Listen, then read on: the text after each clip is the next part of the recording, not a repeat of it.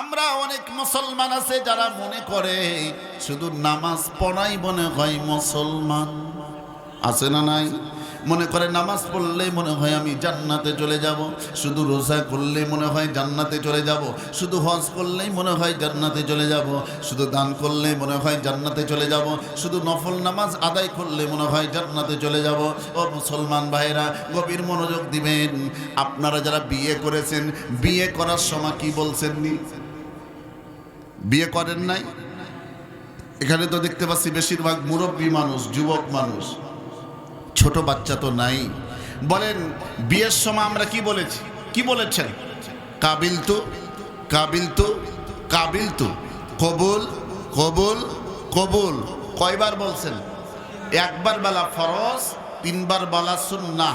ও মুসলমান ভাইরা, আমরা যখন কাবিল তু যখন বলেছি আমরা, তখন কি এখন স্বামী স্ত্রী বিবাহর পরে, স্ত্রী বাসর ঘরে যাওয়ার পরে স্বামীকে বলতেছে, স্বামী গো, আমি তো কাবিল তু বলে তোমাকে বিবাহ করেছি, এখন বিষয় হচ্ছে এখন তোমার সঙ্গে রাত্রি যাপন করতে পারবো না, তোমার সাথে আমি থাকতে পারবো না।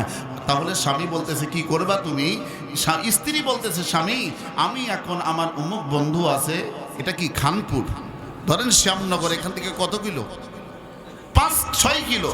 বলতেছে 6 কিলো দূরে শ্যামনগরে আমার অমুক বন্ধু আছে, আমার বন্ধুর সাথে আমি রাত্রি যাপন করব।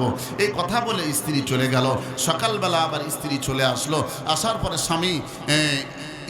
স্বামীকে একটা বাজারের ব্যাগ দেওয়ার পরে বলতেছে, স্বামী গো, আপনি বাজার করে নিয়ে আসবেন। কি বাজার করব?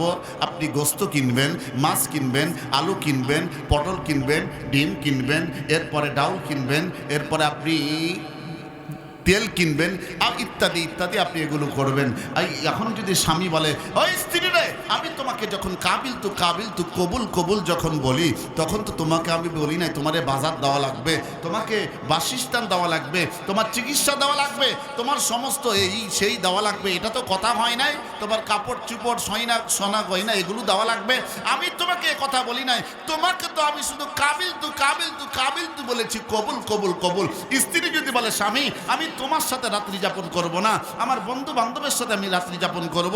ও চালাক মুসলমানেরা এক বাক্যে উত্তর দিয়া বলেন, সংসার টিকবে না ভেঙে যাবে? ভেঙে যাবে।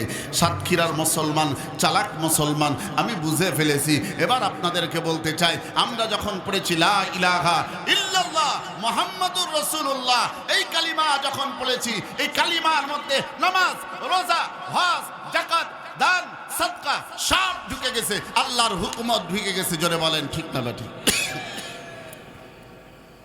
আমরা নামাজ পড়ার পরে মনে করতেছি আমি মনে হয় পাক্কা মুসলমান, ঠিক না বেঠিক? নামাজ পড়ে মনের মধ্যে খারাপ চিন্তা করে, নামাজ পড়ে অন্যের ক্ষতি কেমনে করবে চিন্তা করে, হজ করে, হজ করা আসার পর থেকে দেশের মধ্যে আসার পরে তার কোনো পরিবর্তন নাই, ঠিক না বেঠিক? তুমি নামাজ পড়িয়া করবা কি, তুমি রোজা রাখিয়া করবা কি, কলবেতে ঢুকেছে গো তোমার দারুণ বদমাইশি, আছে না নাই? ও মুসলমান ভাইরা, নামাজ পড়ে আবার মানুষের ক্ষতি করে, অন্তরটা ভালা না, অন্তর ভালা না। আগে অন্তরটা পরিষ্কার করতে হবে। আল্লাহ বলছেন, আমি মানুষ এবং জিন জাতিকে সৃষ্টি করলাম আমার ইবাদতের জন্য। আমরা নামাজ পড়ি, বলেন তো দেখি নামাজের মধ্যে আমরা কোন সূরা দিয়ে শুরু করি? প্রত্যেক ওয়াক্তে, প্রত্যেক রাকাতে সূরা ফাতিহার প্রয়োজন আছে না নাই?